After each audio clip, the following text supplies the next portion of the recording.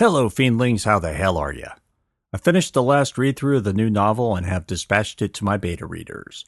With any luck, I'll hear back in a week or two and know what, if anything, I need to change. As such, I'm still on track to have this to the publisher well ahead of my deadline. That's always a good thing. In addition to having this book off my plate, I have finished my final read-through of The Black Oceania and have it more or less ready for my designer, the illustrious Scott Pond. We might even see it published in March. It could happen. So what am I doing now? In between family doctor appointments, car fun, and who knows what else, I'll be re-recording Oceania and finishing up The Black Extinction before I get to work on the next book, whatever that might be. For now, though, how about some more story? Be safe, have a great week, and we'll talk again Friday. Here's episode 5 of Neptune Scars. Chapter 7. The day's training was over, thankfully. Kelly's head felt as though a bomb had gone off inside of it. Spending 6 hours in an SV null and running through gravitic acrobatics was enough to make anyone's head explode, especially if you weren't a void damn pilot to begin with. If she had her way, she'd never get inside one again. That, however, was no longer possible. Commander Dunn and Major Talby had made it quite clear that Trident Station's Marine Corps would consist of dual-purpose soldiers. If you could carry a rifle, you could fly. If you could fly, you could carry a rifle. The days of segregating the two disciplines were over, at least until they had enough Marines to cover both types of combat and defense. In the past month, she learned to fly the SV Null, the gravitic skiffs, and even took Black out for a spin, with Black teaching her the controls. In addition to the ad hoc flight school, Kelly also had to spend more time with the weapon systems, getting a feel for gravitic rifles and pistols, and artillery pieces that had been designed yet never deployed. All of it was mind-boggling, and every single day she fell asleep mentally exhausted. Tonight would be no exception. Captain Oakes, SNR Black's former pilot, stood near the hatch, a thoughtful smile on his face. While she was supposed to assume control over both the infantry and air support divisions of Marines, he was the de facto commander of the Air Corps for the moment. More importantly, he was her teacher. At some point in time, Dunn expected her to help train the next generation of Marines alongside Oakes. That was part of her mission, so to speak, when she wasn't worrying about how to defend Trident Station with 10% of the Marines she needed and almost no double coverage of the skills necessary to field a combat team. There were, in fact, a few holes, like a damned medic for one. A computer specialist, intrusion specialist, counterintelligence specialist, and 3 engineers. 3. She needed 3 fucking engineers, and she couldn't even find one. Most of the old command crew had been dispersed to serve in important Trident Station logistical or command posts. Talby, the former Marine commander of Black Company, was now the XO. Lieutenant Noble, who'd been the ship's engineer, was now Trident's chief engineer. That was a lot of expertise to lose. Even with Oakes staying on to help her with the Air Corps, she felt as though she had been set up to fail. She knew that wasn't the case, but that didn't keep the fear of failure from crawling into her mind on a regular basis. "How you feeling?" Oakes asked. "Like someone put my brain in a blender," she said, lips turned up in a genuine smile. He nodded. "No brain damage, I promise. Just a lot for your inner ear to get used to." "I think my inner ear is now an outie." Oakes laughed. "I hope it's not that bad." "It's not, sir," Kelly said. "If it's any consolation, you've improved 1,000%. You even managed a cartwheel." "And we'll never do it again." Oakes grinned. "It'll get easier, Lieutenant, I promise." "When did I become an officer, sir?" Oakes shrugged. "The moment Commander Dunn needed you to be one?" "Non-commed officer in less than a single tour of duty," she said. "Oh, but what a tour," Oakes said. "I know they didn't put this shit in the recruiting hollows." She laughed at that and felt a little better. Dickerson had been telling her for weeks that she needed to stop being so hard on herself, stop feeling so lost and afraid. Everyone on Trident wanted her to succeed, needed her to succeed, just as they needed everyone else to succeed. "Thanks, sir," Kelly said. "You're a good teacher." "Hope so. I miss piloting SNR Black, but then again, I kind of miss the old life, too. Nothing to do but move forward, right?" "So they say," Kelly said. But in 3D space, what does forward even mean? Oh, well, that's a toughie, he said. Maybe you just keep heading toward the light. See what's making it. She considered that in thoughtful silence as she walked past him and out of the flight bay. He closed the hatch behind her, and the pair walked the corridor side by side as they headed to the Slip Point transit station. Tomorrow, Kelly said, we should get Went and Elliot in here. Maybe take them for a gunnery training flight. Good idea, Oak said. I'll put them on the schedule and you and Dickerson can argue about which one of you gets them. She groaned. I forgot he's starting drills this week. Marines, Oak sighed. We need Marines. Boy, do we, she said. We have 3 recruits from the SFN contractors that were stationed at Trident before the Scar. We do? Oaks asked. When did that happen? I can only tell you what I'm told. Sounds like they're either at wit's end with the drudgery or they're death seekers. Guess we'll find out one way or another. Death seeker? Suicide by exosolar? Or a training accident? Kelly said, her voice light. I'm sure that's an easy one to make happen. Let's hope that's not the case. Never know until you know, she said. The band on her wrist popped against her skin as she tapped it. Kalimura, go, Talby said. Lieutenant, please join me in the commander's ready room when convenient, like after a shower so we don't have to smell your flight suit for the next module over. Oakes chuckled and grinned at her. Kelly blushed but couldn't help returning the smile. Aye, aye, sir. Half an hour. Half an hour, Talby said, and the connection dropped. Any idea what that's about? Kelly asked Oakes. He shrugged. Haven't heard of anything going on. Sometimes Cap, I mean Commander, likes to chew the fat with the senior officers. Sometimes he just needs to talk one-on-one. Other times? Kelly said. This is Trident Station. In the old days, I'd say there's something pressing. Now, it's always pressing. Point, Kelly said. She walked to the personnel slip point. Coming? He shook his head. Going to engineering to smack Noble upside the head. Oh, she grinned. That should be fun. Enjoy.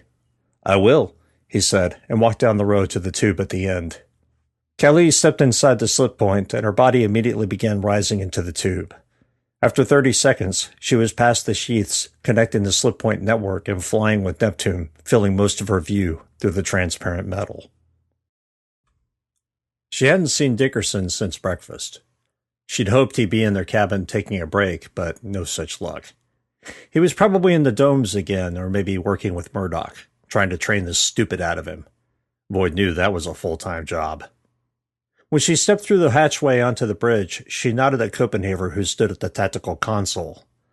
The flechette pistol on the PFC's hip marked her as the sergeant-at-arms, a temporary post to be sure, and while she trained to be a tactical officer, she was still under Kelly's command, just currently on loan to the bridge crew. Kelly reached the ready room and found Talby and Dunn waiting for her. Hello, Lieutenant, the commander said. Go ahead and close the hatch. She did and turned to face the 2 men. Dunn pointed at the chair next to Talby. Please, join us. Kelly did, feeling both uncomfortable and awkward. Whenever she was around superior officers, she feared she'd say something stupid, ignorant, or otherwise make a fool of herself. Thank you, sir, she said, a little more quietly than she meant to. How was your training? Talby asked. Fine, sir, she said. I think I'm finally picking it up. I figured you would, Talby said. Anyone that can mag-walk like you can certainly handle a support vehicle. Thank you for the compliment, sir. You're welcome. I think both the commander and I are excited by your progress, especially since we have a few new recruits for you. Kelly was suddenly wide awake and no longer nervous. She and Dickerson had been waiting for weeks to hear of any progress, and here it was. How many, sir? 4 as of tomorrow, and depending on how you approach the incoming personnel, another 15 to 20, including a former combat engineer, a trauma surgeon who can fight, and a couple of others we think you'll need. Kelly opened her mouth to ask a question and stopped herself. Talby cocked an eyebrow and then said, Speak freely. Ask questions, please. That's good news, sir. May I ask where these recruits are coming from? We have a couple here at Trident that have decided to join up. The others are coming from Earth and Mars. How is that possible, sir? She asked. We're Article 15. We are, Dunn agreed. But Soulfed has decided to cease hostilities for the moment, mainly because without us and the help of the collective, they have effectively run out of resources.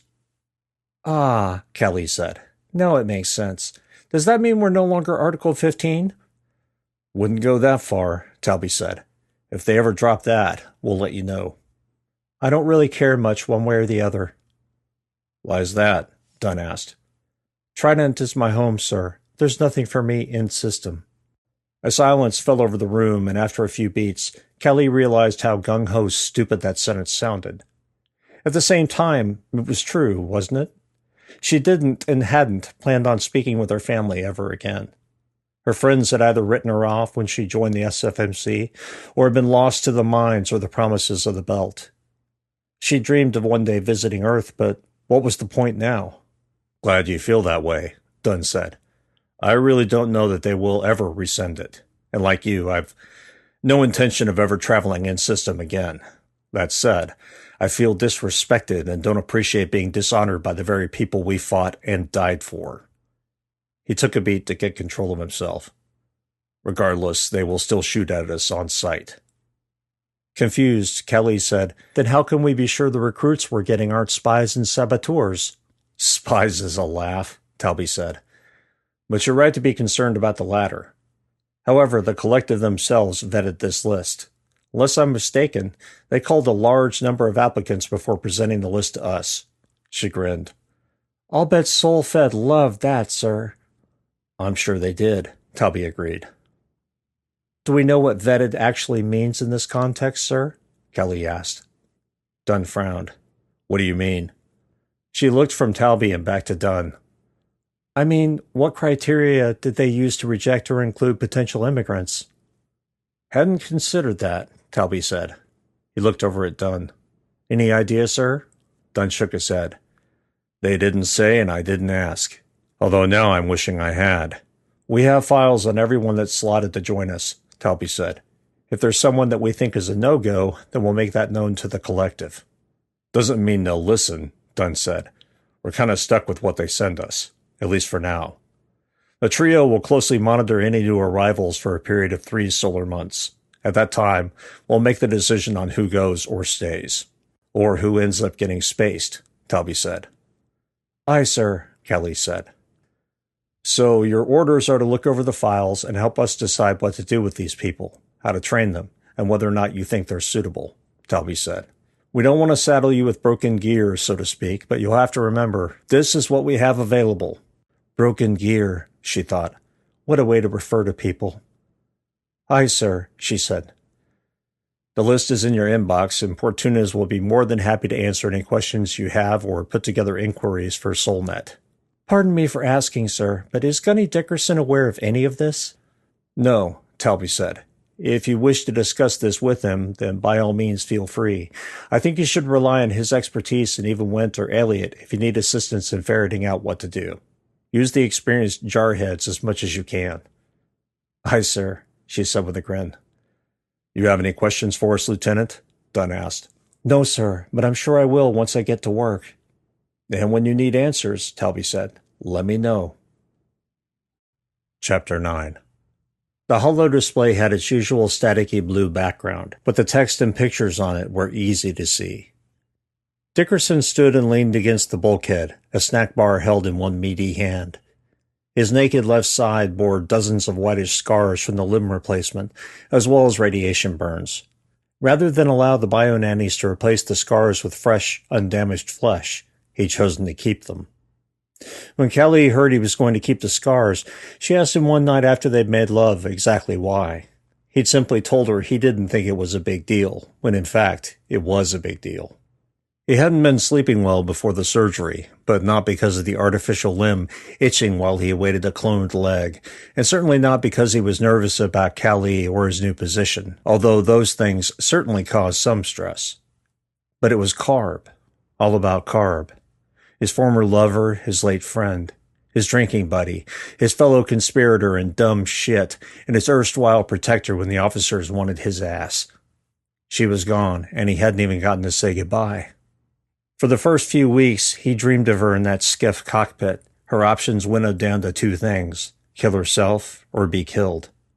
She'd chosen to blow herself up along with every exo attacking her. Even facing the inevitable death, he felt certain she'd had equipped for the exos before she pulled the proverbial pin. Sometimes in the dreams, she spoke his name, her face despairing the loss of what could have been. He often woke up from them crying, Kelly clutching him tightly as he slowly let the feelings out, letting the pain go. A day before the surgery, he'd finally realized he had to either let go or go fucking insane. Kelly didn't deserve his emotional chaos, and neither did Trident Station.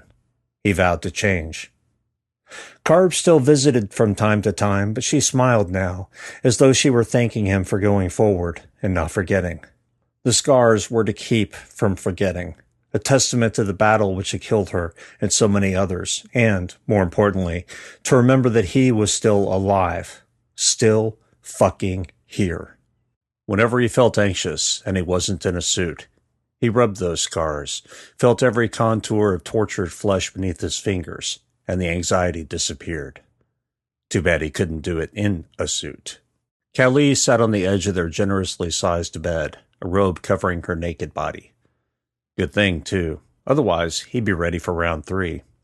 After eating dinner in companionable silence, the pair had returned to their stateroom, showered, and fucked like they would die tomorrow. Now, back to work. There was always work. Okay, Dickerson said as he took another bite, completely oblivious to the crumbs falling to the deck. So Erickson there has military experience, served during the Mars insurrection, and was subsequently court-martialed. Right, Kelly said. Lovely, he said around a mouthful of artificial flavors and a slew of nutritional vitamins and minerals, at least according to the trio. And he was court-martialed for? She sighed heavily. Use your brain, meathead. He glared at her before chuckling. You're so cute when you're frustrated. Unfortunately for him, he was close enough for her to swat his ass. He yelped and laughed. Seriously, though, he said after she stroked his buttock lovingly, he was an insurrectionist? Hard to say, Kelly said. I went over the witness statements, and I'm not really sure what happened actually happened. Okay, please don't hit my ass again unless you're going to kiss it first, but what the void does that mean? She held her hands on her lap, her fingers fidgeting with the robe's thick, warm, textured fiber. You were court-martialed, she said.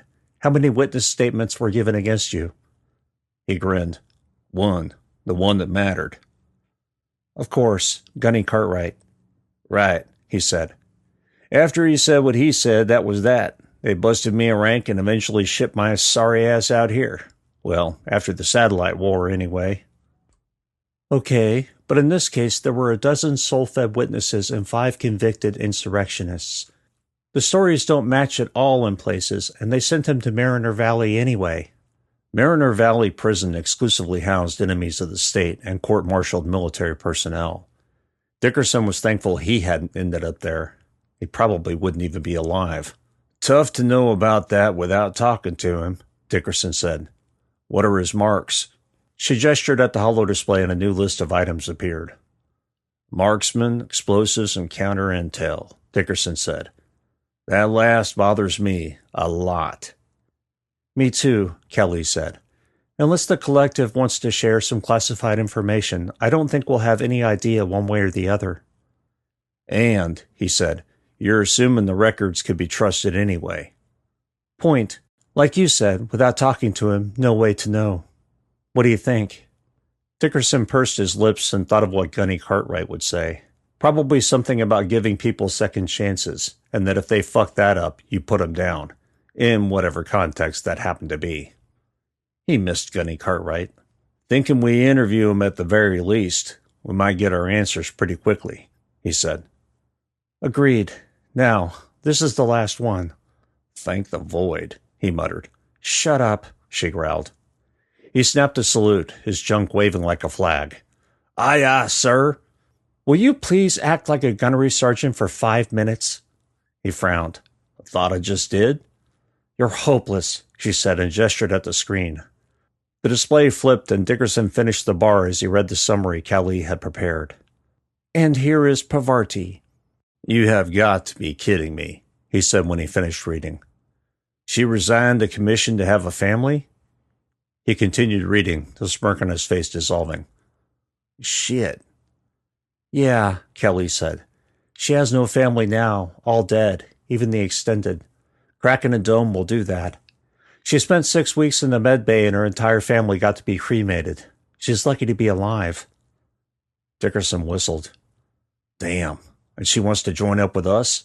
That's what the collective says. Kelly brushed a hand through her flat top, the tail of the sentence garbled by a yawn. Dickerson fought back his own yawn. I say yes, but we'll have to interview her, too. We have enough lunatics on this station already. Agreed, Kelly said. But why do you think she might be one of them? Dickerson shrugged. If I lost my entire family, I'm not sure I could function. He scratched at the scar on his leg without thinking. I don't know the woman, and I'll give her every chance in the galaxy, but it's a concern. Kelly said, Every single person aboard this fucking station has PTSD, including an SE or two. What makes you think she'd be in any worse shape than the rest of us? Like I said, it's a concern. That's all.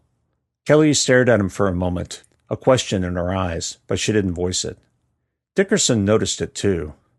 Finally, she looked away from him and swiped at the holo display. It disappeared from view, leaving the room dim and filled with shadows. She pulled off her robe and tossed it to the deck. Dickerson got the hint, threw the wrapper in the recycler, and climbed in next to her, pulling the covers over them both. With her back against his chest, one arm around her waist, she fell asleep nearly immediately. He stifled a yawn while he nosed the clean smell of her skin, felt her heartbeat against his own, and heard her breaths becoming deeper and deeper, the cadence finally establishing itself. Dickerson listened until he began to drowse.